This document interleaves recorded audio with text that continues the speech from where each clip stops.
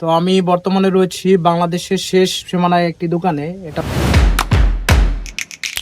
হচ্ছে বর্ডারের কুল ঘেঁষে এর পাশেই ইন্ডিয়া রয়েছে। তো এই দোকানটাতে যেটা রয়েছে কয়েকটা শ্যাম্পু দেখলাম, যেটা হচ্ছে সানসিল্ক। এখানে রয়েছে বাংলাদেশি শ্যাম্পু আর এটা হচ্ছে ইন্ডিয়ান শ্যাম্পু। যাই হোক, যে বিষয়টা নিয়ে কথা বললাম এটা হচ্ছে এখানে মূল্য দেওয়া আছে 1 টাকা, যা বাংলা টাকায় যদি কনভার্ট করি তাহলে ধরা যায় 1 টাকা 31 পয়সা। আর এটা হচ্ছে বাংলাদেশি শ্যাম্পু যার মূল্য হচ্ছে 3 টাকা। এই শ্যাম্পুটা 1 টাকা হওয়ার সত্ত্বেও এই শ্যাম্পুর কিন্তু দেখা যাবে যে এখানে দেখেন 6.5 ml দেওয়া, মানে তুলনামূলক একটু বেশি আছে। টাকা কম, প্রোডাক্টের মানসম্মত সবকিছু বেশি।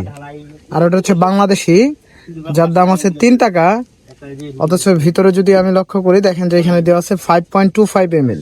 দাম অনুযায়ী আমার মনে হয় যে বাংলাদেশি প্রোডাক্টটা বাংলাদেশে বাজারজাত করতে গেলেও কিন্তু তুলনামূলক কম টাকা ব্যয় হয়, অথচ কিন্তু এটার দাম বেশি দাঁড়াইছে।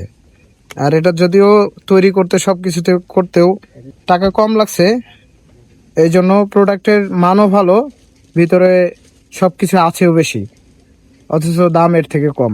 এই জন্য বাংলাদেশ আর ইন্ডিয়ার ভিতরে তফাৎ এতটুকুই।